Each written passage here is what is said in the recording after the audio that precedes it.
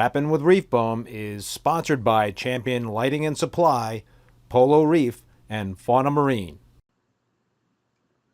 Hey, what's happening, everybody, and welcome back to another episode of Rappin with ReefBum. I'm your host, Keith Berkelhamer. So on today's live stream, I welcome Phil Gilbert from Polyp Lab. Phil is the CEO of Polyp Lab. What's going on there, Phil? Hey, everything's great. I'm happy to be on your show. Thank you for inviting me. And I'm ready for this interview and podcast, and I'll be very happy to talk with you and answer all the questions that you have in your mind. I feel fortunate because you don't do a lot of these, and so it's a very special opportunity, I think, to ask a lot of questions. So, folks, if you've got questions for Phil, comments, just drop them in the live chat, and we will do our best to get to them all. But before I start chatting with Phil, I want to thank the sponsors of this particular live stream. And my sponsors are really important because they make this show possible, which is, with their support, and that means a lot to me. So I want to continue to bring on awesome guests to help foster a learning environment on the show. Polo Reef, make sure to check out Polo Reef's new YouTube video that drops this Friday, where the infamous Purple Queen Anthias is the star of the show. I can never keep those things alive. Those are tough fish to keep alive. This incredibly difficult species is hardly seen in an aquarium because they usually die quickly. There you go. Polo Reef tackles a proper quarantine process and is finally successful. Whoa. Make sure to subscribe to the YouTube channel at Polo Reef for video drop notifications. Champion Lighting and Supply. Besides being a place for hobbyists to purchase saltwater aquarium supplies online, Champion Lighting is also a wholesale distributor for many popular brands. If you own an aquarium store or an aquarium service company, contact Champion Lighting through their website at championlighting.com to set up a wholesale account.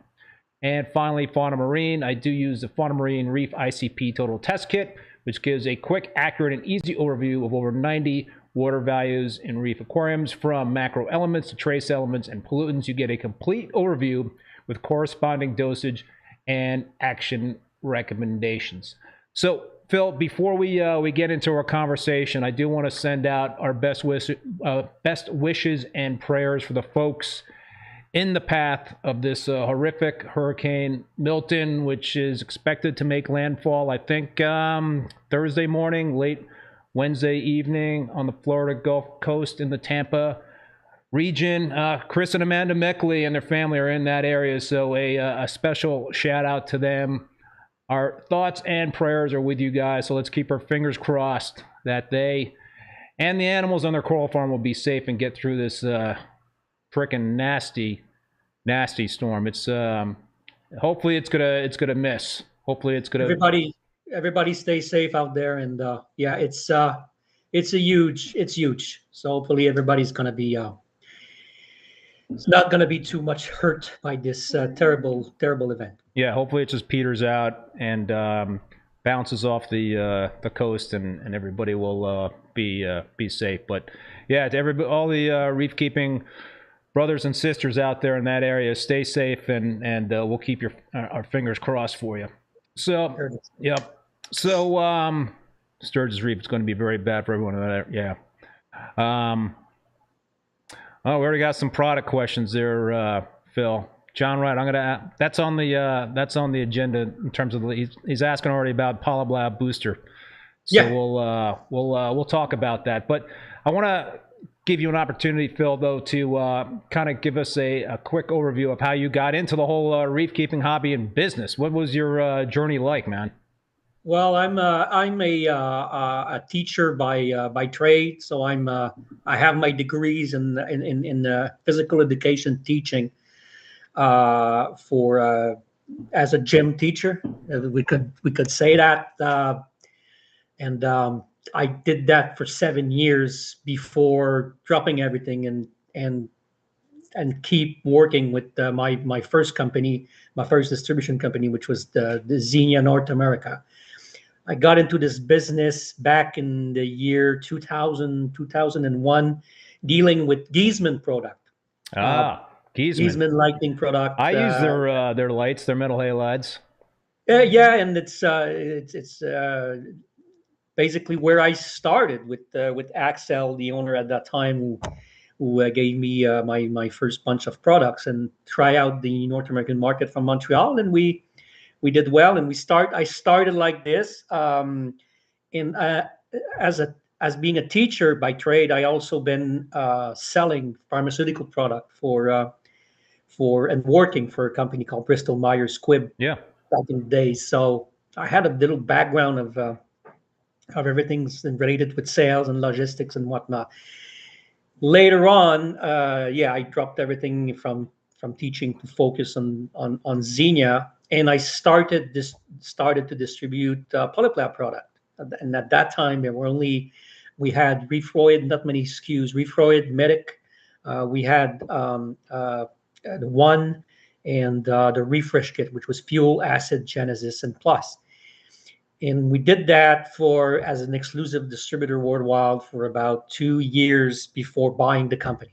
So we actually bought everything, me and my partner Patrick, which I say hi tonight, and we bought Polyp Lab together, and then started in 2010, end of 2010, beginning 2011. We started this journey with Polyp Lab, which today is the company it is because of the work we both did. And that's mainly how I got into it. I was always interested in the ocean or tropical environment, so to speak.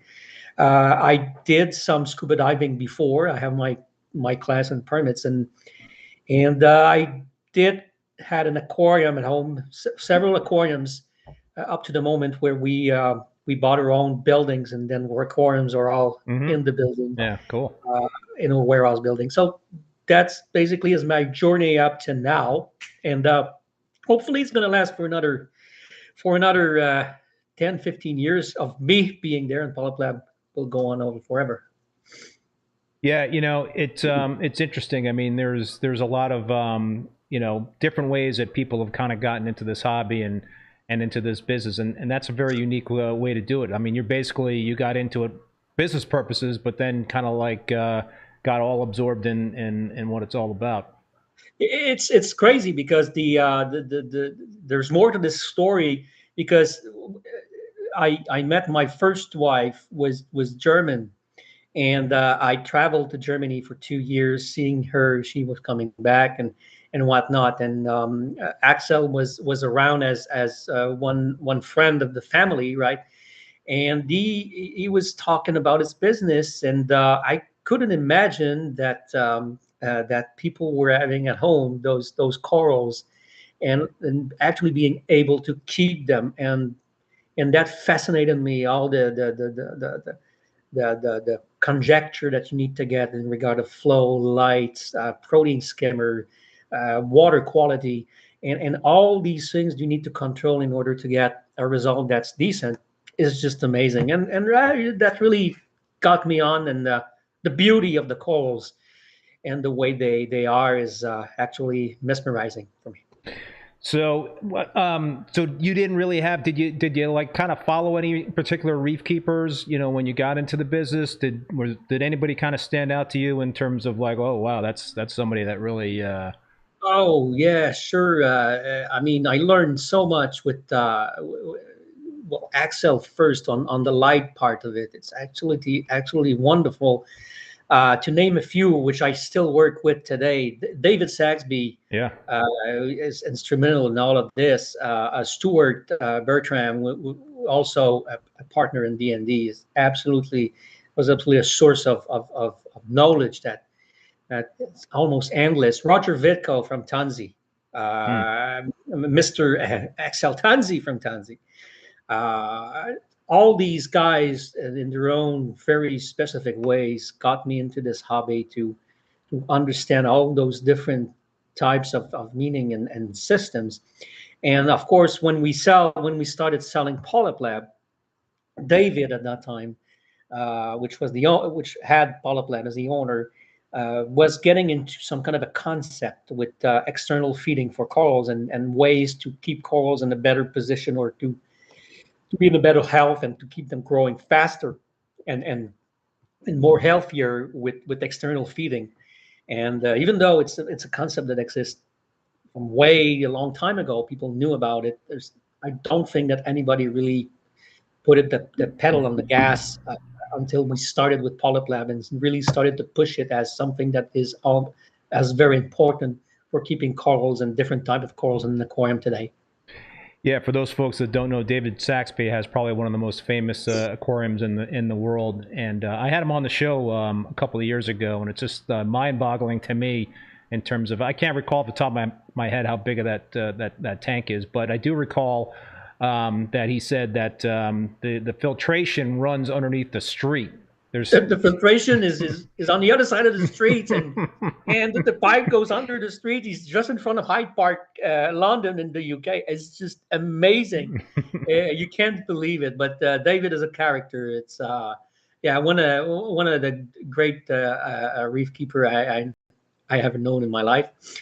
So yeah, pretty crazy. So Phil, for those folks that are not familiar with Polyp Lab, can you kind of just give us a rundown of what the company is all about and the main products in your line? I mean, everybody kind of knows you guys for reefroids. It's for us, Polyp Lab. We really it went off flying with reefroid, which at that time was the main product, which is still the main product of our line, and as far as reefroid is concerned, this product just showed the industry that the way we market it and the way the performance of the product was, it showed that we actually need external feeding for corals if we want to keep them happy, and if we want to have them growing faster or have a better growth rate. It's not for everybody, in the sense where there's people that want to have a display tank and other farms which we work a lot, that needs the product to grow their corals to a place where they can be commercially available. But reefroid is the main product we have as aimed at corals, initially for gorgonians and very specific types of corals. But over the years, realizing that any corals with a mouth or any corals with apparatus will feed on external food to help them going over their environment. The polyp booster, which is the feeding trigger for corals to just and animals in the tank to signal that there is there's food coming, and that preps them for getting additional food, or more efficient at collecting food which they have in their environment, because coral can eat with their mouth. They have tentacles. They have this mucus system where they can capture the food and bring it to their mouth. They have different ways of capturing with fins. So when polyp booster comes in the tank, it gives the corals and the animal a chance to get themselves prepped up for this food that's going to go in the water column to be captured and then ingested. Medic was one of the products we have there that sells around the world for helping manage hic issues.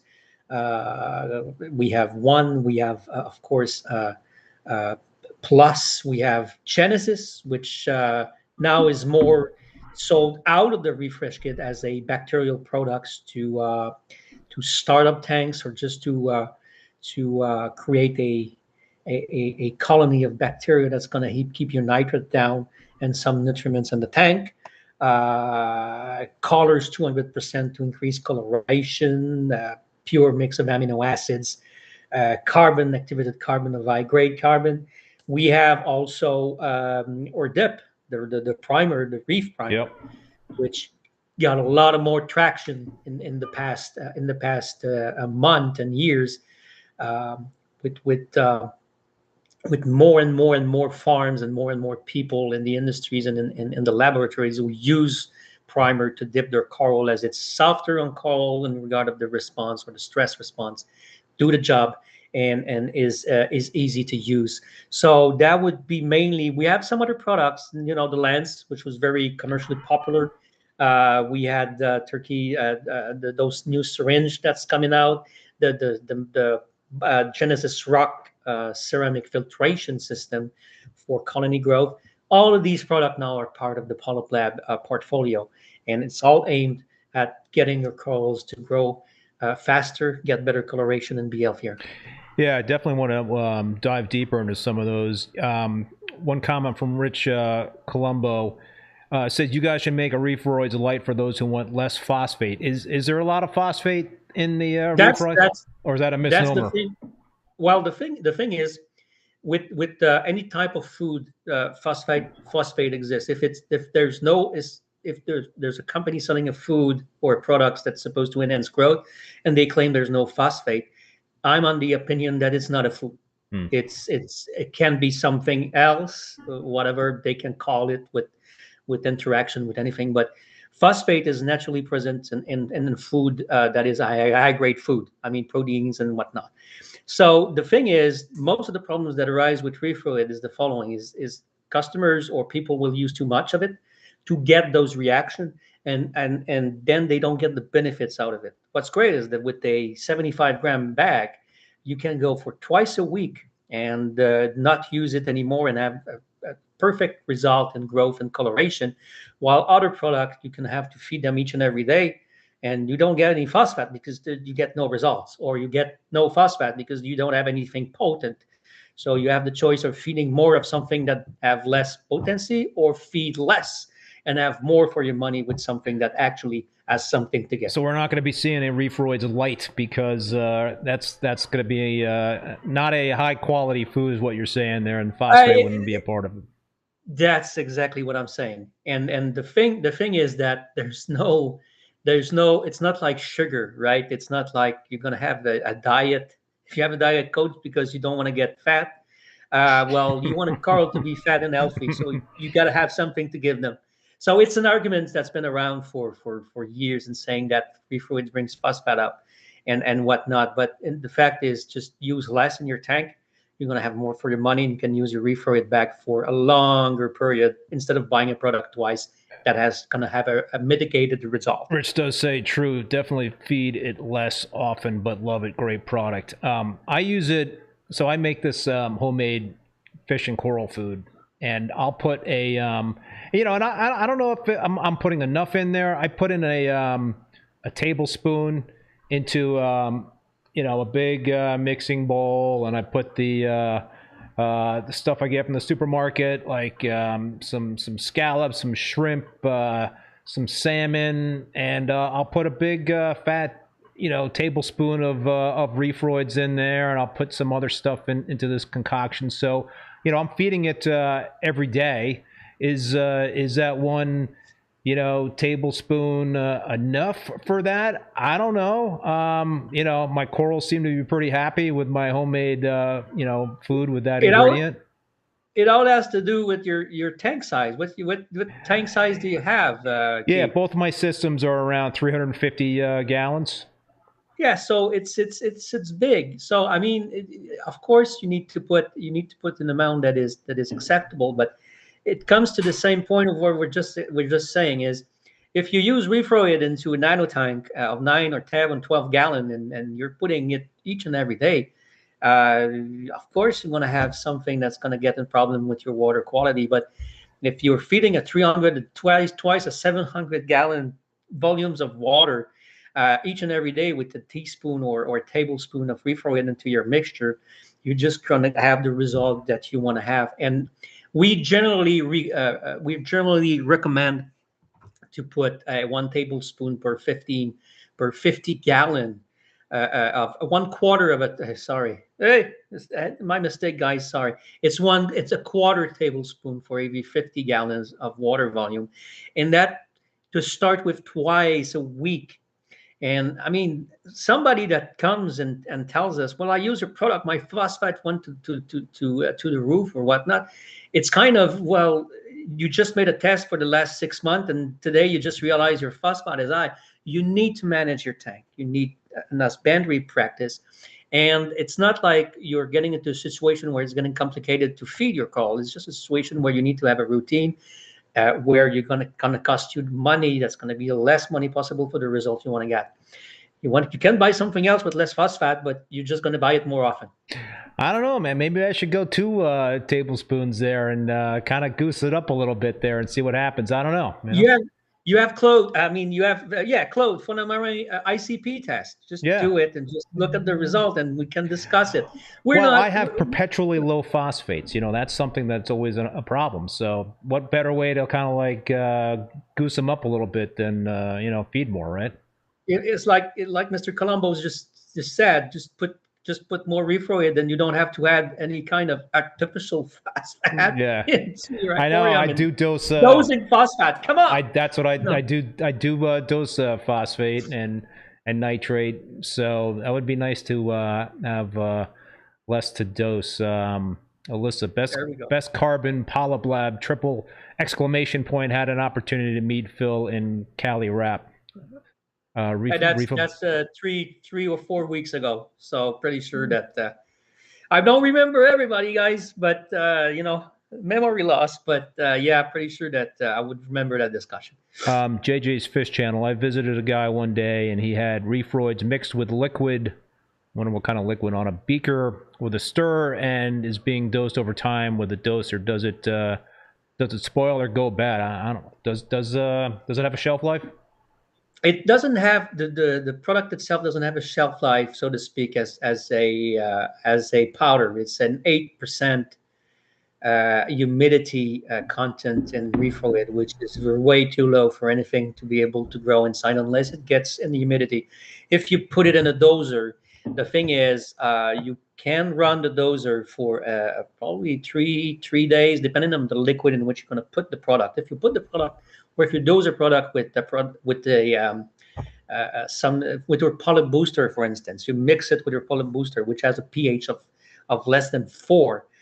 There's not going to be any kind of bacteria that's going to grow into it as long as there's no salt water getting into it, or as long as it's not exposed to air. So it's possible to do it. Osmosis water is going to give you a bigger break to keep your mixture long enough. Of course, if it's cold, it's going to be long enough. But at one point, dosing it for more than 4 days, 5 days, I would recommend to have it replenished. JJ's Fish Channel. Just put it in your food and freeze it. They'll have a long shelf life. There you go. Right? That's what I do. Of course, that would be perfect. I mean, Jake Adams was actually there's actually a video that he made back in the days where he's doing this food concoction and put it in the freezer and he use it in each and every day. That's one of the way to do it. Rich Colombo, you're beating me to the question. Can you tell us more about Polyp Booster? I've never tried it. I was curious about. You mentioned it, Phil. It's supposed to quickly trigger a feeding response. Is that something? Well, tell us about the product, and we'll dig into a little bit more.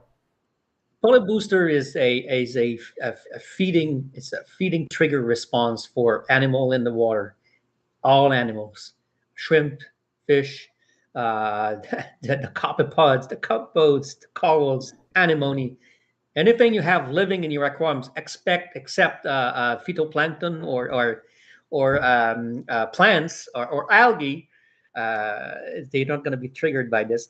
But it was basically made for this purposes. We wanted to have a product that we would be able to put into the water and increase the efficiency of reefroid or any coral foods for that instance, because it's going to prep the corals and the animals to get food. It's an 18 amino acid mix coupled with a 14 fatty acid mix into a solution, into an oily solution, into a fat solution, a base solution that's going to create this broad spectrums of amino acids, so everybody can benefit of it in the tank. We're pretty sure of what amino acids creates the feeding trigger response. But over the years, we realized that Polyp Booster would also be something that you can use in smaller tank if you don't want to use too much reefroid and mess with the water, to put some Polyp Booster in it. And it's going to also be a product that's going to help to feed your coral as well, and your bacterial environment and your macrofauna, or the microbiome, so we speak. It, Um, is that a good product to use before you use reefroids to kind of like get the corals ready to receive the reefroids? Absolutely. Absolutely. 10 to 5 to 10. The reaction is so fast. You can have a reaction under 30 seconds. Wow. But 10 to 15 minutes before you can use the product or into your routine.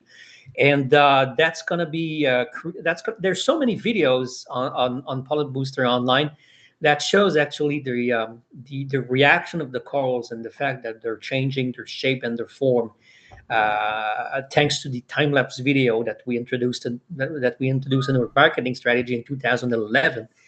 Um, it's crazy how those reaction also is part of how mesmerizing is a coral itself and the way it behaves.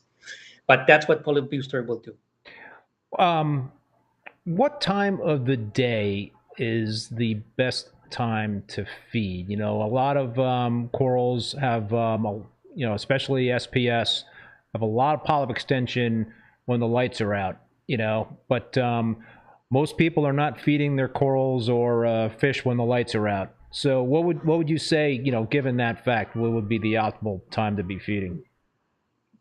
The answer you gave it already, Keith. It's I the answer my fact own is, question. yeah, it's a fact. It's the fact is it's once your light are out or your photo periods and intensity gets lower and lower and lower, they're going to be absolutely wonderful for them to feed at night, because the second thing that happens at night and probably in many people's aquarium is that the flow is going to slow down. So that's going to give more time for the products to go around the water column, and more chance for the corals to absorb it. It's either before the photo period is going to start, before your light starts, or before they end. It's the more optimal time of the day to do it.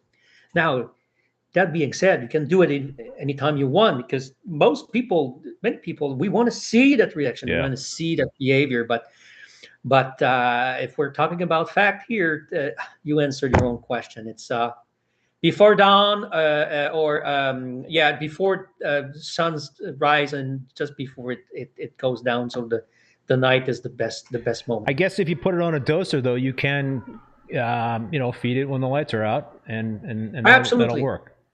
Absolutely. But it's not there. There's not going to be that much of a detrimental effect to do it when the lights are on. It's just going to be less optimal. That's for sure. Question about Polyp Booster smoking reefer is wondering if it's got a shelf life. It doesn't have a shelf life because of the low pH. At 4 pH, you can keep that product on the shelf at that room temperature. You don't expose it to extreme heat. Frozen, it's not either a good idea when it's in the bottle, because the glass bottle is going to just explode, right? And as long as you don't put your doser, the one that comes with the bottle, into your water when you feed, because once you're going to put back this water back in, that might make a problem with bacteria, which will love to feast inside of the dropper with low Yeah. pH and a lot of nutrients. So there's the shelf life is actually not necessary to put in the fridge. You just have to make sure that it's tightly closed and that it's not in contact with salt water when you dose it. Gotcha. Well, so a lot of people have different opinions about when they're feeding their tanks coral food and fish food. I guess specifically coral food. Turn off the skimmer. Don't turn off the skimmer. Turn off the return pumps. What are your thoughts on that, Phil? Does it make a big difference to turn off your pumps, skimmer? There is I think, yeah, there is a big difference to reduce the flow. You want the material that you're feeding to stay in the water column and go with the slower flow. The If the flow is too great, you're gonna have a part of the product that's gonna go in the overflow at some point. Of course, you mix it before you put it. If you put reefroid on the top of the water, it's gonna all go to the overflow because it's so thin. The material is so small. So you need to mix it in. But once it's in the water column, you want to have all the animals or the corals especially to have the time to just capture all of this food that's around them. So at high velocity or high flow, you're going to have some of that food that may end up in the rock, and they're going to make copepods happy, or whatever critters you have in there. But the goal is to feed the corals initially. Then if it goes through your system or your filtration system, you can leave your skimmer on. It's not a problem. You can also feed with the difference when you use fish or seafood products to feed your corals is that for some corals, you're never going to get that stuff small enough. You're never going to get those particles small enough. And you have different choice with the corals itself when they feed, right? You can have a bigger particle size for them to eat, like coral pellets, which we think is too concentrated for them. They're going to take some of it, and they make great videos, but at one point they're going to reject it. They're going to go out of their mouths into a black substance. Maybe you've seen that before. And some corals it's not going to take all of these pellets. It's such a waste, Yeah. right? If you go with a product that has a small particle and it's all uniform, then you can be sure that all the type of coral will be able to grab them. Even large mouth polyps or coral is going to be able to take it out, because they're going to create a mucus to actually capture the food and bring it to their apparatus. Again, so many videos that shows these reaction. Pellets is pellets. We people just ask us, when are the pellets coming from ReefBum? When are we going to get pellets? Well, and maybe I'm wrong. Customers tell me I might be wrong, because when your product is optimal and is doing all the job, I'm not going to get into funny or fussy stuff to get another product out that's going to maybe create the same reaction or give the same results, but sell more of something people don't need. I don't know. Maybe I made a mistake. And also, it's very difficult to make reefroids into pellets. Oh, it is. Yeah. It is. Yeah. That would. I'm still trying to find it, but it's not that easy. It's there's a product like any product, and then you have a binding material. This binding material for any kind of product is not the most nice product or nice stuff you want to get into a tank. My goal is to find a binding product that's going to be beneficial for the corals in the tank and not become a problem. Yeah. And I haven't found it. Well, that's got to be a delicate balance, right, man? I mean, there's just a lot of different variables in play, and I'm sure there's a lot of R&D that goes into it, right? Yeah, when we have time. When I have time, I guess, or we need to check it out. And it's not like all scientists are very, very busy these days to just keep those corals alive in the ocean. Hey, I need a food for corals in the tank. Yeah, I'll take care of the corals in the sea, right? Okay, I'll get back to you. So you guys market reefroids as like ideal for Gonioporas, zoas, mushrooms, and all the other filter feeding corals. But a lot of folks like me swear by it for SPS. Why do you think that's the case? And is there like another product in your product line that SPS addicts should think about as well? No, not really. Reefroid is such a perfect product, It's and it gets to a point where SPS, LPS, all types of coral will benefit from it, except of course corals that doesn't feed externally. But there's those NPOS tanks, right? The tanks of those corals that are purely carnivores.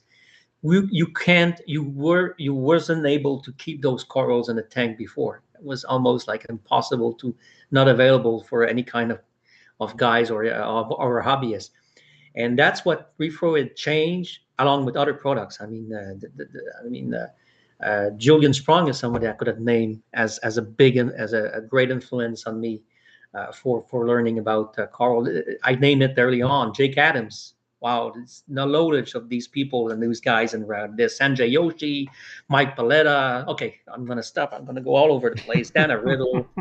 My God, I mean, so many people I know in this industry that put us that motivated me.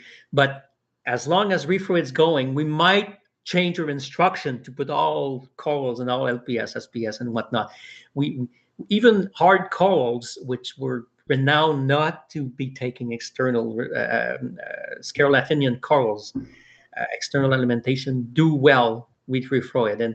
And up to now, I think we're the only one with Reef Chili who were part of a research in Australia that showed the efficiency of Reefroid growing corals on a paper. I mean, we have this research, and it's available since 2011 at Forsman and Co.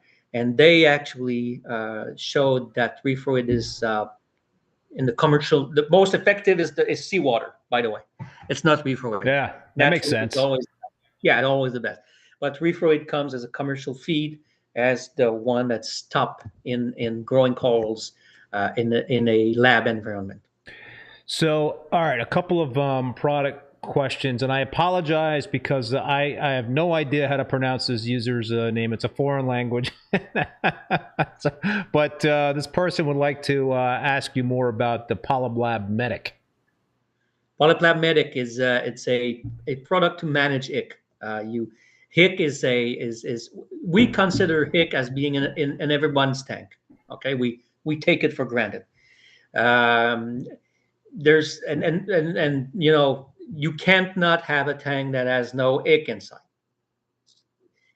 When you create a situation of stress, when you add new fish, when some powers goes off, something rise, ick appears. First step, make sure that the stress situation is resolved. Second step, use Medic. Use a product that's going to help you manage your situation, and that's going to help you to control the counts of those hick, especially the larva stage, the trophon, that are in the water column. You want to reduce that count so they don't grab on your fish, feed on them, and reproduce, and then the cycle goes on until your fish die because they can't fight the infection or the outbreak. That's what Medic's help into. Medic's going to help you manage your issue, and from a period of time from 10 to 20 days will give a chance to your fish to actually survive the outbreak by getting it harder for the ick to actually do its life cycle. That's what Medic is all about. The first thing, or the first objection people had with Medic was, hey, it's reef safe. If it's reef safe, it's not going to do anything. Well, we clearly we don't agree, right? Being reef safe means that it's not that it's going to be an optimal condition for your corals into your aquarium, but it's not going to kill it. It's going to make your anemone go crazy. They don't like it. Sorry, the anemone. Anemone? Oh. Those pink tips anemone. I don't know. Anemones. Maybe it's anemones, yeah. Anemones, yeah, yes. Yeah. They're not going to like it. Coral's not going to like it. Fish, they don't really care, right? You're conditioning your water to be in a position where it's going to be hard for the hick to do its life cycle. That's all you're doing. And then it's up to the customers and up to the husbandry skill of somebody to just recognize what the stress is. If you get a cold and you're still in the snow and in the evening with bare foot, you're going to still have a cold, right? It's not because the cold is going to give you the problem. It's just that your body's not going to be able to fight the problems you have right now in your body. That's a little bit the philosophy we have with Medic. If you see this thing, and I could have had a third very important point with Medic, with hick. If you see it, if you can see it, it's because there's already a lot working on, right? Yeah. So you have to act right away. Sometimes if you wait too long, if you check it out, it's going to go away. And then you go after 2 to 3 days, and one of the fish is full of it. And then you say, miracle product, Medic. And you go, it might be a problem. You might have to do double steps to get into it and be deceived at the end result, because the problem was too much time between the moment where you realize there was an issue and too much time between the moment you realize what was the outbreak issue. Why did it start? So that's what I would say with Medic. Absolutely, you should always have one into your cabinet, just in case. Just in case. Let's talk about another. This is not a medication, but this is something to kill. You already mentioned it, reef primer. You know, Yeah. So that's give us a down low on that in terms of the best uses. And I mean, I know people use it for dips and what have you for corals. Reef primer is actually a coral dip, and it's going to help you do what all other coral dips doing, and that there's many existing already. They're going to do. We're mainly 90% doing the same thing. The objective is the same. One big difference with our product is that most of them are very harsh on coral. They're going to stress it. Right. You're going to have a stress reaction. They're going to probably retract, and they're going to eject some mucus, and it's not going to be fun for them. Whatever we think about if corals have fun or not, they're not going to be well, right? Primer will be gentle. It's strange to say, but will be gentle on your corals, though not going to create this stress response. Okay, it's going to make an environment where it's going to be very bad for what you don't want to have on your coral, but it's going to make your coral more inclined to resist treatment. Right? Even for humans, sometimes the sickness is the issue, the illness is the issue. But the treatment might be a killer too, right? You're building up resistance. Yes, exactly. So using primer is going to keep your coral very, very, very gentle, or the direction will be very gentle. And what's good with the primer is that it's going to leave a coat on it when you remove it from the water, from the dip water, and you can put it right back into your aquarium to keep a little barrier to protect them from bacteria for maybe half an hour when you put it back in the tank, so you don't have to rinse them. Of course, never use primer into an aquarium. It's going to be very, very problematic for your fish, but it's well explained into your instruction. But that's amazing. That's mainly what primer is. It's going to take care of stuff you don't want, a hitchhiker and your coral you don't want. You're going to still have to watch for your eggs, because eggs, it's a very, very difficult. I don't know of any products that can kill them yet. No, that's that is a nut that has not been cracked in terms of. Yeah, no, exactly, and then it's well done. Nature's well done. So, but at the end of the day, primer is going to help you keep your collection safe, and the ones that you already have in your display tank more safe. So, we have farms that dip their coral initially before shipping, right, or do a treatment already. You can do another one at home once they come in, and it's still going to be okay. You're not going to be having your coral to be in a very bad position when you use primer for your needs and getting them clean. So a place that's shipping corals can dip a coral right before it goes into the bag, and it'll ship fine. It's not going to get too stressed out. No, absolutely, and we have those company. We have many farms and company that sells live corals that actually dip their coral into a solution. I don't know if it's right before shipping, but they do dip their coral to go into a shipping, probably table or a shipping raceway. Yep. For them to be ready to ship. That's probably a better way to explain it. Have you guys ever thought about trying to develop some sort of in-tank treatment for aqua-eating flatworms? I mean, companies have tried, but there is really nothing out there that is successful that can I know Polo Reef is working on some research to try to figure out a way to do an in-tank treatment. That's a tough one, man. There's two problems with flatworm, and I can name the product. Maybe it's not a sponsor, but I mean everybody knows flatworm exit, right? And I think, if I'm not wrong, that all other flatworm product that exists is probably based on the same concept, not the same chemicals or whatnot. But again, it's a way to manage it, because I talk by experience, because I had a 90 gallons which I almost killed everything because I didn't siphon enough of the flatworms before using a flatworm exit product. So these animals release a toxin that's going to actually kill more than themselves over time if you don't manage your problems properly.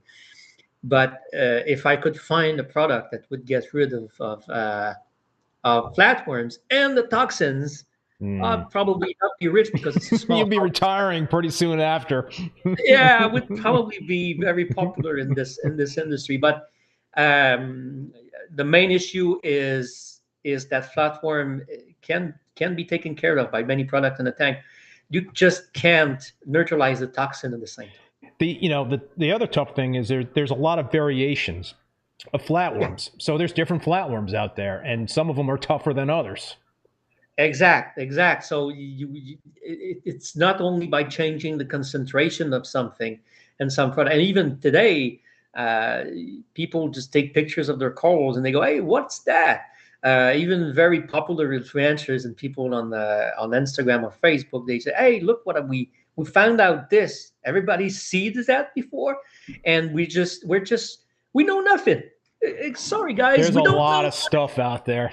Yeah, we don't know much, but we keep going, and we keep trying to get as much information we can. But exactly, I think the variation of the type of animals you're dealing with is a problem too. I had one. Did I have one guest on, or I was talk? It might have been a side conversation, but I heard now that there's some black aqua-eating flatworms. I was like, what? Well, isn't it Sanjay?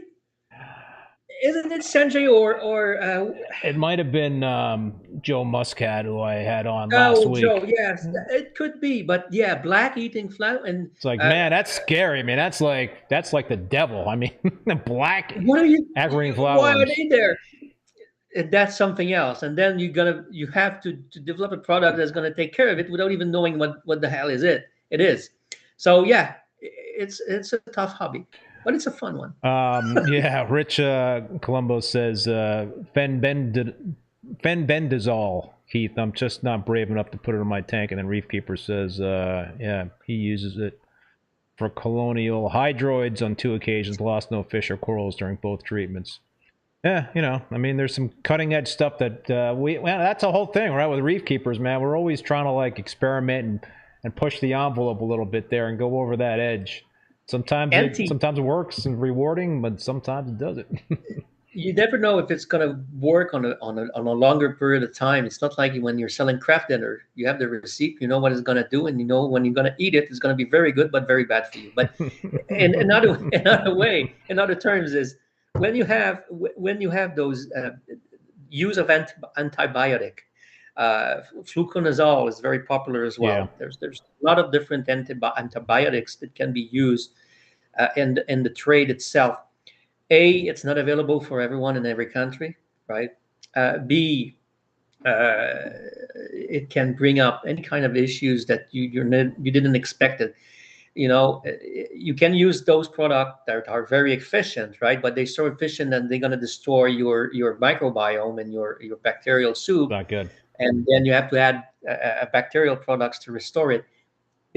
You said it earlier on. It's a fine line. It's experience. It's a balance of a lot of things. But yeah, many things can work. And like Mr. Colombo said, there's many products you can be used, but maybe they're not reported enough. They're not documented enough for have a better understanding of how they work.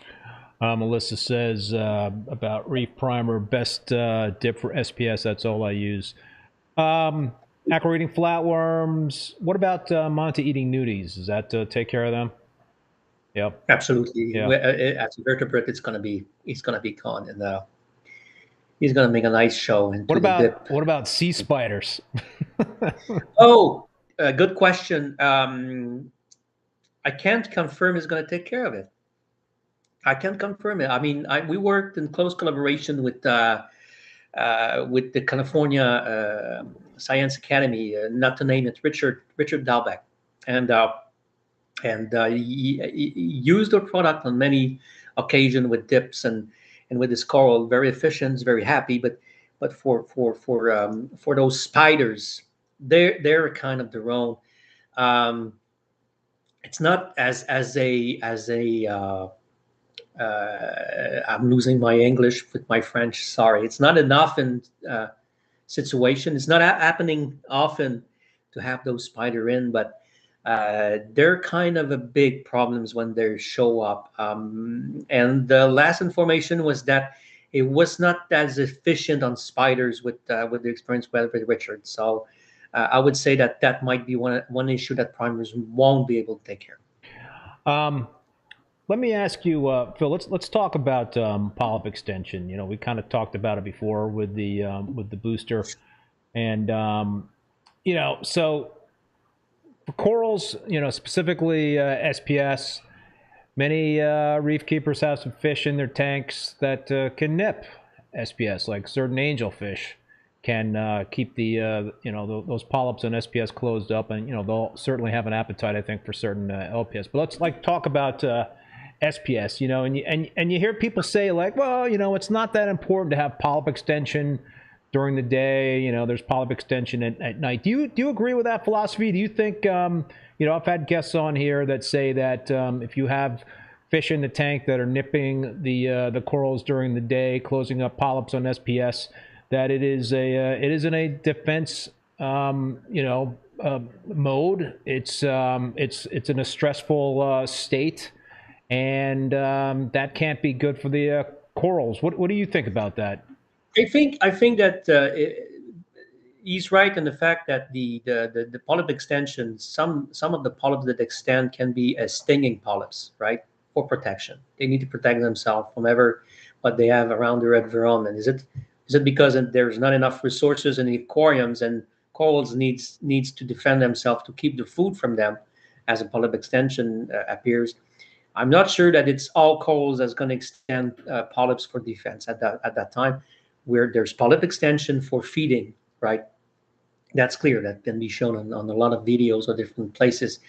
There's also a question of sometimes their polyp extension. I mean, corals are at war on the reef all the time, right? What happens in aquariums themselves is you know, we're not going to change these things because we're better at keeping corals in the last 20 years. Then I mean, they've been around on Earth for probably millions of years, right? Doing what they do still today, which we haven't understand. So I'm not sure that I don't agree with the fact that they would have polyp extension, which of course I get it. It's going to use energy. Energy is probably scarce in nature. I don't think it's the case into a closed circuit. Is it a reaction they have to actually mimic something they do for millions of years? Right, I'm sure about it. Are the resources more scarce in the ocean? I don't think so. It might be, might not be, but there's probably larger population, while these days there's less and less. But in a closed circuit, in a closed environment, I don't think that the extension of those polyps is not good, as their resources is there, and they're not going to spend energy and have a risk of bleach or to have damage from it. And actually, if it's for defense, they're going to do it at night and fight their neighbors to get as much space as they can, or as much expansion space as they can. So it doesn't. It's kind of in an algebra equation, you're just putting the numbers on the other side and create a balance. I don't see where the energy is going to be lost in a closed circuit where it's going to be detrimental for the corals to feed them, other than maybe the fish trying to sting or to grab them and remove those polyps. But at the end of the day, they're probably going to feel uncomfortable doing this because it's a defense system or a feeding system.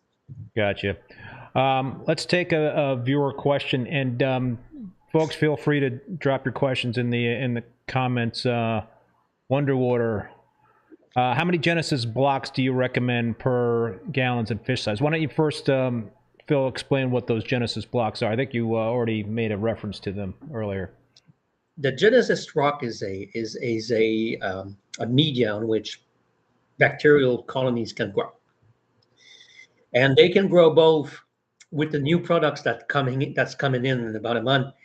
You're going to be able to use those ceramic block to create an environment for aerobic microbes to create the biofilms, or with their new system, anaerobic microfilms to develop and to take care of tackle different problems.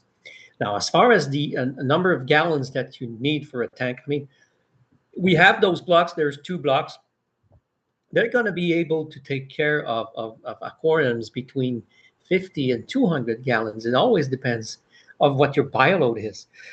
If you have a 200 gallons with a couple corals there and there and a lot of live rock, a lot of rock, you might just need one, or you might not need rocks or ceramic rocks at all, right? If you have a big biofilm and that you experience problems with controlling nitrate and phosphate because you feed too much, or you put in too much food, or there's something with the water, you might need 4 of them, right, to create as much surface area to create that biofilm that's going to reduce your nitrate and your phosphate. If you have an aquarium with decoration into it, who says, who talks about decoration, artificial decoration, talks about a lot of nitrates getting in there, right? Because it's all those little places where the bad stuff can hang out and create nitrate and phosphate. You might need more. So my recommendation is between 50 and anyway, we sell our stuff in packs of 2, so they have to buy 2, right? But there you go. We don't sell them in singles, but between a 50 and 150 gallon tanks, 2 should be more than enough for all the kinds of needs you have, right? If you go over 150 gallons, then you have to take in consideration the bioload and your levels also. I mean, again, the ICP tests are great, or tests are wonderful in this hobby to really pinpoint where you're at with your values and take a decision that is appropriate for reducing nitrate and phosphate. If your nitrate is in the roof and you have problems with it, take 4 block, right? Add a bacterial product and create a situation where they're going to be able to remove nitrate. A lot of people go bare bottoms these days. Yeah. You're probably going to need double the rock, or triple the rock than what you would normally use. Yeah, you know what? Every reef tank is different. Every reef tank, even if they seem to be similar, they're different. Absolutely. It's unique. It's a unique environment that someone creates for themselves. So you mentioned nitrates and phosphates a few times just there. And is there any particular nutrient levels that you think a reef should be kept at? Any certain ranges? I've been in this industry for a long time. Remember at the beginning, and I'm sure you know that as well, there were that trends with this phosphate inhibiting growth of hard corals. Okay. And there's products existing to reduce that. And then we go, oh, that's the way to do it. That's the way to go.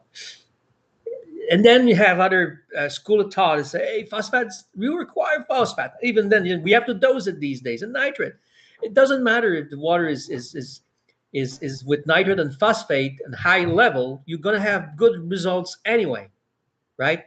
But we think that there should not be the problem with nitrate, phosphate. If it comes too high, we're talking about you really should keep it under 0.5.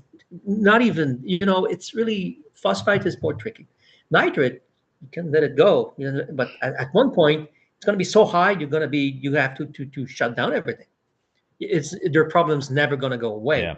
So I'm in favor of having a water that this hobby is about keeping water most of the time, right? Mm-hmm.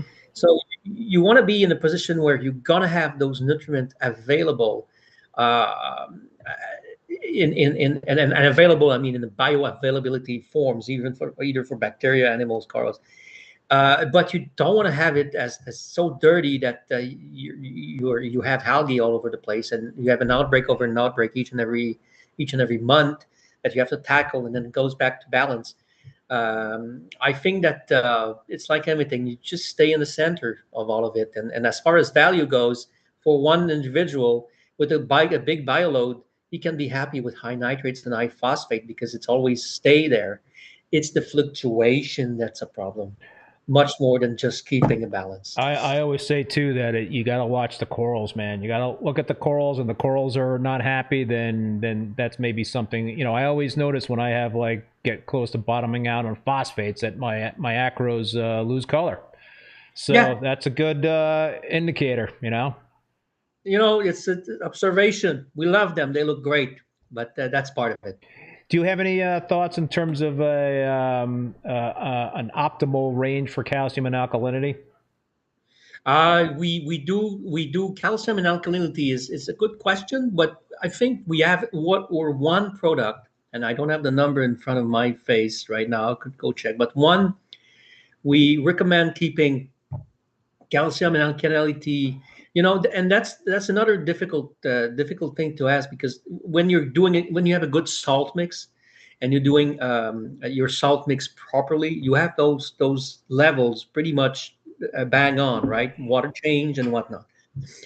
We used to have this school of thought where you have higher magnesium level than usual.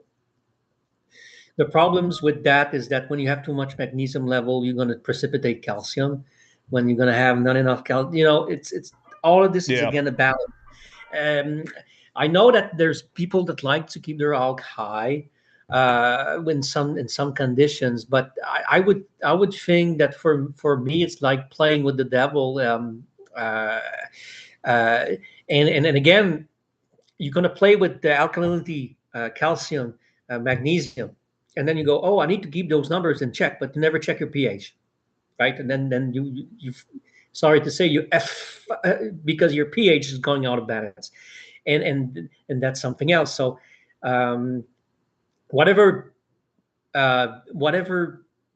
values you want to have in DKH, magnesium or alkalinity, make sure that the salt gives you the good result, or the good values. Make your water change.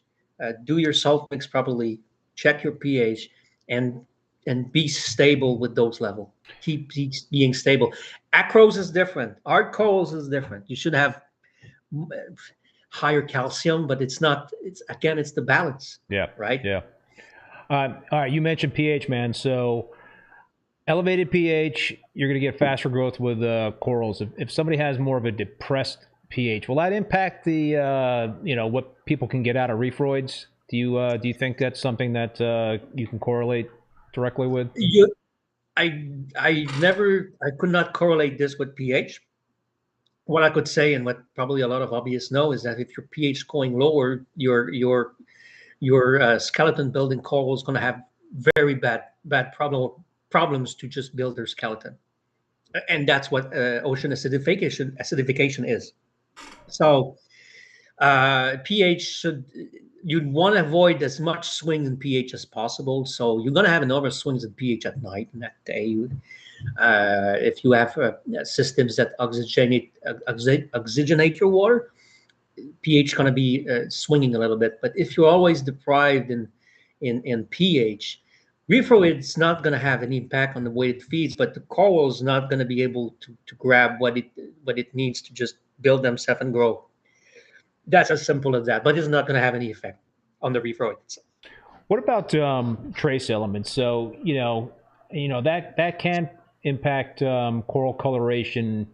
If you don't have enough or too much for certain traces, and I would think it could impact. Again, in terms of if people are using reefroids or some of your other products, that it could impact the benefits. But are there any particular trace elements? Have you guys done any research or have any thoughts? Do you have any thoughts, Phil, in terms of any particular trace elements that are more important than others, for coral coloration and growth? I know fluoride is it's a halogen.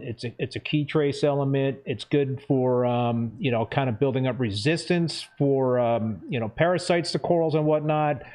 Blues will pop more with SPS with sufficient fluoride levels. Are there other trace elements that you think are key? I know there is. I'm sure, and iodine is one of them that we think is a trace element that is essential in aquariums, right?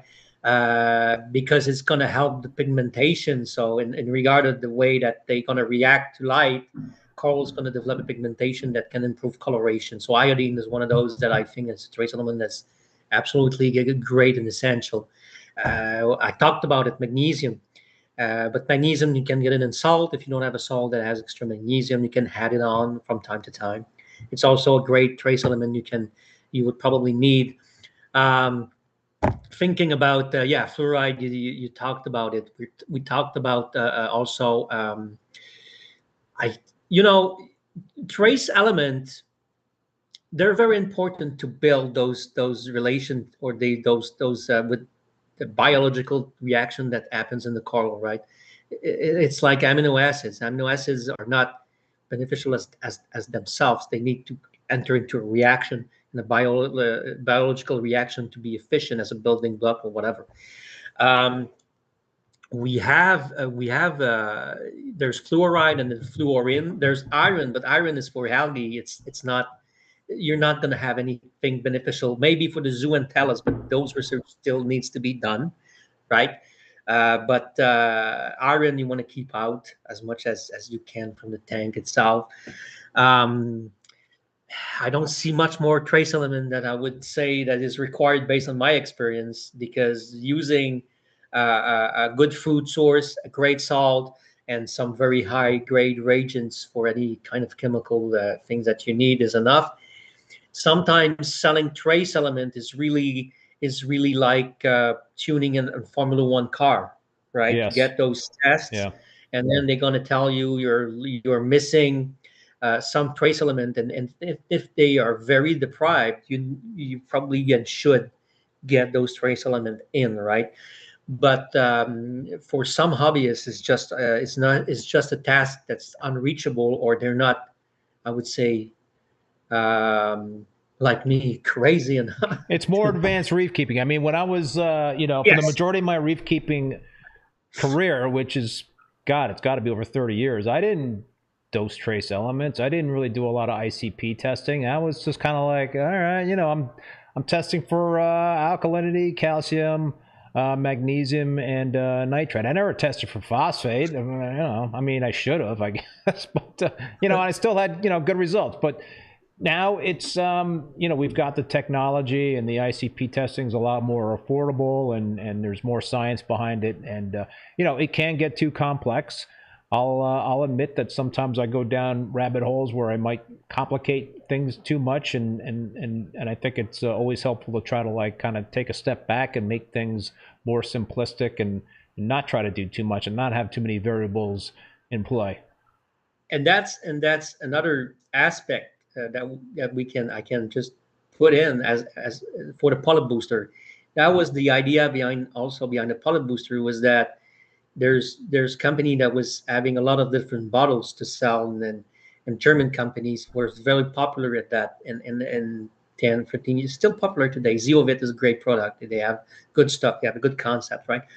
But we wanted to have a product that would be easy to dose, and that would include not everything that these guys offer, but almost 90% of everything that can be obtained with one bottle. So polyp booster is a bit of this. And colors 200% in acids also, but in parts in case of amino acids. Trace elements, you're gonna find it a little bit everywhere in all foods too, right? It's like for humans, if we eat a balanced diet, balanced diet, we're gonna get all the nutrients we need. But when in the closed environment, and with the different corals you're gonna have, some elements can get deprived, and you need to replenish them. So it's absolutely something necessary. But I always like to think that there's something simpler to do to get a good result as well. Yeah. Let's take another question from the audience, and this is from the one of the viewers. I can't pronounce the username. Phil, can you explain about Polyp Lab color? Polyp Lab colors is a mix, is a broad spectrums of different amino acids in their pure form, right? And people are always surprised when they read instruction and they go like, "What? A drop per 15 gallons? Are you crazy?" No, it actually is enough, right? and these are going to be added to a tank, and they're going to be able to go over, and coral's going to be able to grab them in the water column themselves. So it's a broad spectrums of amino acids that are actually made for the developments of cellular life or growth of cellular bodies or components, right? So we know that corals lives with zooantellas in common cells together with the zooantellas in themselves, and they create a beneficial environment for both.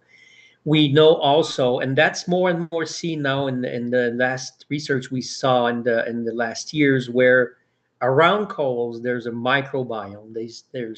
There's a lot of different organisms that are part of better growth, part of the health of the corals, and that are not necessarily the same from corals to corals, right? So it comes to a point where it's important to supply all the environment and all the living things around the corals and the coral itself with proper amino acids and proper material to be able to strive and to do their job. So that's what colors is all about. Colors is also going to provide amino acids that's going to create a little bit more of coloration. We can talk about trace elements, but in this case, amino acids are not trace elements. Yeah. Yep. That's what I would say. What about live feeds like phytoplankton, rotifers? You know, a lot of people. I've tried live phyto, and I didn't really notice a difference in terms of my corals, in terms of growth and coloration. I did notice a difference in terms of the pod population. You know, growing are live feeds like phyto? Is that something that could potentially enhance the use of reefroids, and using that in conjunction with reefroids, or what are your thoughts in terms of live feeds? You guys don't have live feeds, but we did have live feeds in partnership with a company in Florida, and we wanted tiger pods. We were having a tiger pods and another types of pods, but we wanted to. It was in two ways because we think that live feeds is very important in the aquarium, again, for all the different animals that lives in there. Pods gonna feed the pod's gonna feed on a carnivorous diet, yep. Right?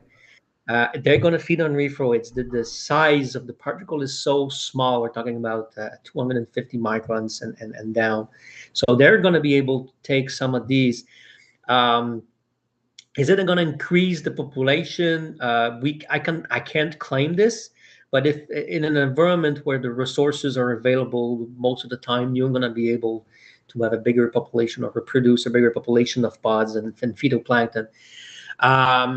We did have talk with a nice company of livestock to feed their pods with reefroid, so having pods with reefroid inside, but that doesn't fly because they digest it, right? So it's kind of a little bit ridiculous. Can you over fertilize a tank if you're feeding it too much? I mean, you mentioned that we talked about if you get too heavy handed with the reefroids or another food, can over fertilization? I mean, is that just simply what we were talking about? If you're starting to see algae, then back off a little bit. You're gonna have a problem if you overfeed. That's for sure. Overfeeding is a problem for any type of products around here, in the market. You're gonna create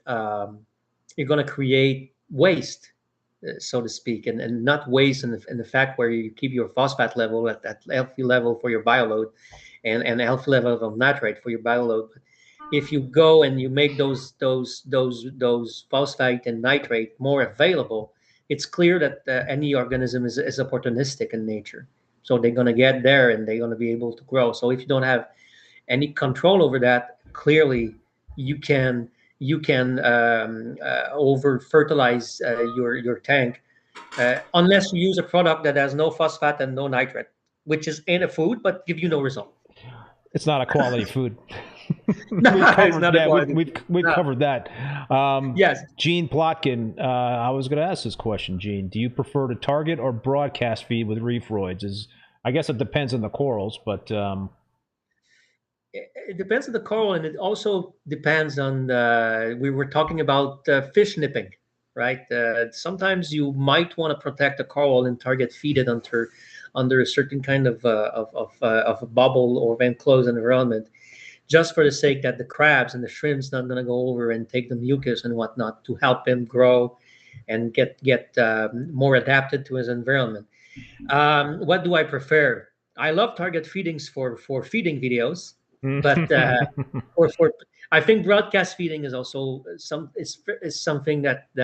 But even when you do target feeding, at one point there's going to be leftovers over going around. But broadcast feeding will give you as much better result. I mean, target feeding is painstaking, right? It's Yeah, I've never done that. Well, maybe I used to do it like years ago, but I if you broadcast. see, it's you know it's because the benefits, your coral's not doing great, and he's a largemouth polyps, right? You might have benefits in to target feeding them, because you're going to see that they're going to react quickly and they're going to ingest food. You can almost see it. Smallmouth, corals, or the one with tentacles, or the filter feeder corals, there's no need to target feed them. They're going to take the water column into. Like I said, these animals have been on Earth way longer than we are, Yeah, right? So, yeah. we can't really change that. As a matter of, they're well adapted to their environment already. They're already in the closed environment, and they're able to do the job. I don't see any benefits of target feeding versus broadcast feeding, other than if you have fish that's going to nip the coral out from polyps, or going to take advantage to attack corals, then that might be a good idea. Let me ask you a question about dosing bacteria. You guys have some bacteria dosing products. What are the instances where you should consider dosing bacteria, or promoting, to the tank, or promoting the growth of bacteria in your tank?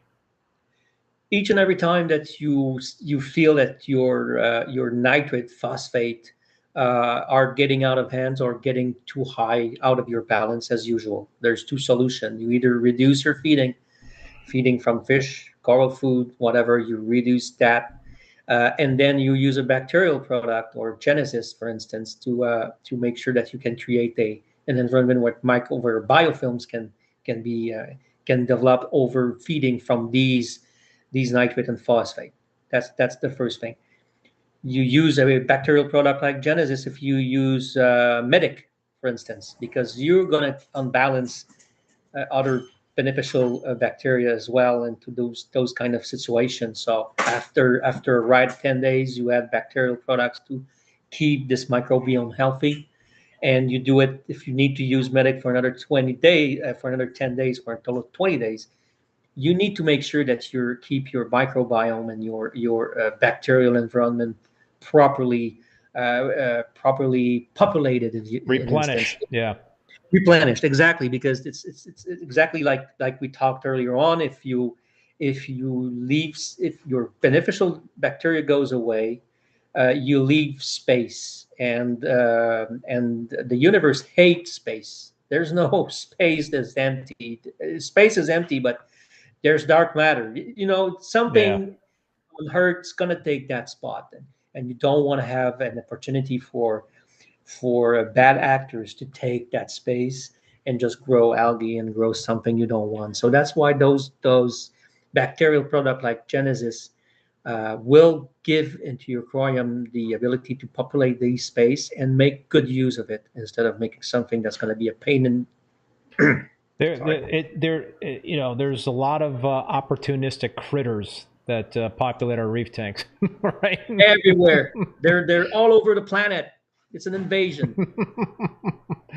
I'm kind of jumping around here a little bit, man, but clams, do you have any thoughts in terms of clam nutrition? It seems like they're just, I've talked about this before on this show, that they're just sometimes very tough to keep, and I've heard different theories about that in terms of a lot of the clams that are coming in are very small. They need to be fed a lot. Do you have any thoughts in terms of clams and best practices in terms of how to keep them alive? They're filter feeders to start with, right? So we think Reefroid is one of the best product that can be used to feed them, as a matter of fact. Target feed? Target feed or? I would, well, when you have clams, most of the time, fish not going to go around them because they're going to be afraid to just get clamped, actually. Right. So it can be target feeding.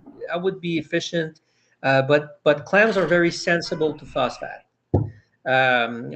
level. They're really sensible. Most of the problems people experience with clams is don't really have to do much with feeding them. I think it's a light issue. Lighting issue, and it's either that they're too far away or they're too close, right? And now you're going to say, yeah, you're going away from feeding them to feeding. I think is the easy part for clams, but flow and lighting, because the clams, it's not going to have they're going to have they're going to suck in water and they're going to push it out. They're not going to have a mucus. They're not going to have tentacles. They're not going to have a way to actually ingest food. Food needs to come to them. So flow, light, super important. And then whatever food's getting into that direction, they're going to take, right? But as a quality food producer, we think reflow would be one of the best things that they can get into their way to feed. But yeah, clams, and it's not good for my business, but clams, I think, and it's an opinion, maybe a fact, but more likely lights and flow are very important. And yes, of course, phosphate level can be a problem. Calcium, if you have a good salt, you need high calcium and magnesium because they need to create themselves and grow. But it's another type of husbandry and on the matter. Gene Plotkin says, never had issues with clams when I was running metal halides. Well, there you go, lighting. You know, it's different. I didn't say it. Yeah, now we can get in the whole metal halide LED debate here. Oh, no, I have to go. Sorry. Exit stage left. Exit stage. But I mean, that's a comment. But there's a lot of good advantage with LED.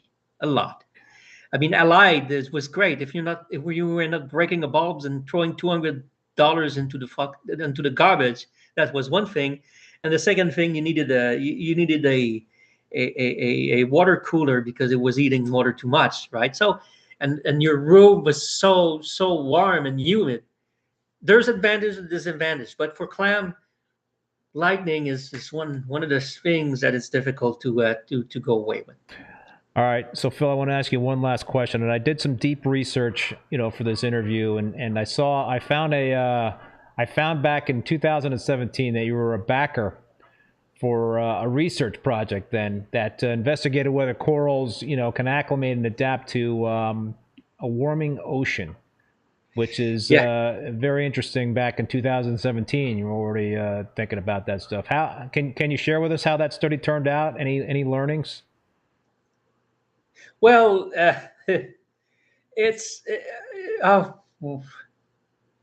ain't good news, right? It's not good news. Okay. Well, if they didn't adapt well, I guess is what you're telling us. They're not. It depends on the type of corals, but the more simplest form, or those who are well adapted, when they get into a warmer condition, have a lot of difficulties to actually go through those warm phases, because oceans doesn't stay warm, right? It's an average. So they're gonna do well with the temperature, which is the normal temperature, which they have been in for billions of years. Again, I say it again. That changed for so many reasons that we're not going to discuss here, and clearly there might have many losses before another. How can I say this? The process of evolution is too slow for the rate in which the ocean's warming at this moment. I don't want to be alarmist. I don't want to create some kind of crazy stories, but ocean acidification is one problem.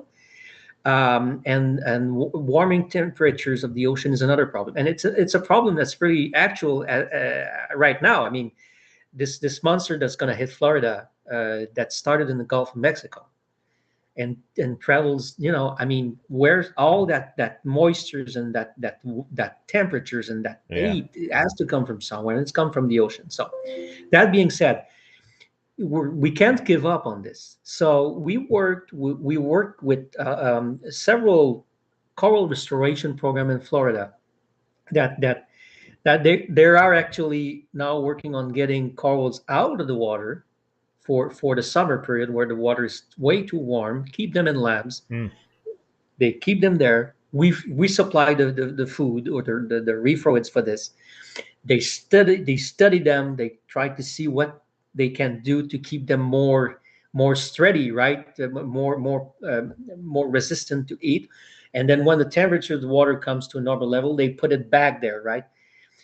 But it's very time consuming, and you cannot save a planet, and you're not going to save corals by doing this. But it's essential to know if we ever can find a trend or a way where those corals going to show us a sign that they can adapt. Yeah. I don't think we are, as human, having a technology with what we're strong enough to just save all the corals, unless they tell us, listen, we're getting there. They're just going to tell us. Yeah. I'm not going to get a motive out there, Yeah. but they're going to tell us what's going to happen. But it's not like we're going to say from the next day, we made a research and we know why coral is dying is because oceans are getting warmer. Okay, so that's the result. Is there a solution? There is a solution, but and that's why I say it's not something that is good news. But if we give up, then we just can go back home and just we're gonna look at the old National Geography videos in the freezer. Yeah. All right. Last question from the audience. You might have touched on this already, Phil, but why don't you just refresh our memories? Alyssa's asking. So I heard new product is coming. Any new products on the horizon? Yeah, we have this the ceramic Genesis rock that actually you can put into your tank in a neat way, clean them easier. We have a special rack that they're going to come in with, or that customers going to be able to buy to either put them neatly into their aquarium or create a situation of low flow to create an anaerobic conditions to grow different types of bacteria.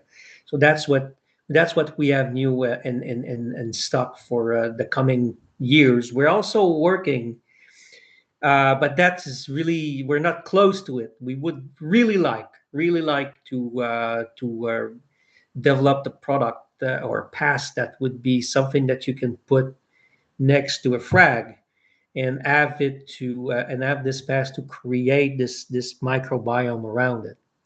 But it's more than a concept, but we're not there yet. Yeah. We need to show it. We need to show it works. We just don't want to have a product that is useless. I hear you, man. So Phil, man, thank you so much for spending this quality time with us. It was very educational. Just tell the folks in terms of where they can find your products. Many different places, right? Even on my website now. Oh, there is. Yeah, you are one of those our sellers. There's plentiful of different locations. You can get it online. Also in our brick and mortar stores that have been with us for years. We recently, and that might be something different, but we recently worked on getting Amazon more specific about the product we sell, because there's some listings we're not happy about, so that we're taking control of it. Thanksgiving's coming, guys. This is a strange Thanksgiving this year. You guys wait for this Thanksgiving. There's going to be a lot of good things happening, but companies are going to have to bring more stock, which they start to do now, but a little bit later. So there's going to be good deals in the coming weeks, and Reefroids and Polyp Lab were pretty much all over the place. Go check us on Facebook, on Instagram, starting on TikTok now, or website. We're pretty much everywhere type Polyp Lab on Google, and you're gonna see videos and all the places where you can get your stuff. Cool. And you guys do a lot of trade shows. Maybe I'll see you at an upcoming trade show. I'm probably going to be going to Restock in March. That would be good, but you're close enough so I can drive. Yeah, there so we go. That's true. We are close enough, man. We'll see. Thank you very much, everybody. Thanks for having me, Keith. And I really enjoyed it. I felt anxiety just for starting, but now I feel better. Yeah, man. That was a lot of fun, Phil. Really appreciate it. So thanks to Phil. I also want to thank my sponsors one more time, Polo Reef. Make sure to check out Polo Reef's new YouTube video that drops this Friday, where the infamous purple queen anthias is the star of the show. This incredibly difficult species is hardly seen in an aquarium because they usually die quickly. Polo Reef tackles a proper quarantine process and is finally successful. Make sure to subscribe to their YouTube channel at Polo Reef for video drop notifications. Champion Lighting and Supply, besides being a place for hobbyists to purchase saltwater aquarium supplies online, Champion Lighting is also a wholesale distributor for many popular brands. If you own an aquarium store or an aquarium service company, contact Champion Lighting through the website at championlighting.com to set up a wholesale account.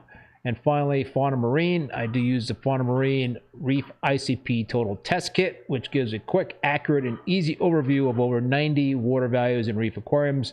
From macro elements to trace elements and pollutants, you get a complete overview with corresponding dosage and action recommendations. A big thank you to Paul, who is the moderator as well as the president of the Boston Reefer Society. Please join and support your local reefing clubs. They are so important to this hobby. Also want to let you know that all episodes of Rappin With ReefBum are available as podcasts on Spotify, Apple Podcasts, Google Podcasts, Stitcher, and Amazon. My next Rappin With ReefBum live stream will be next Tuesday, October 15th at 7 p.m. Eastern Standard Time.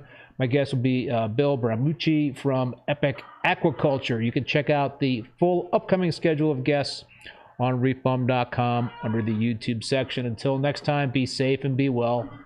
Later.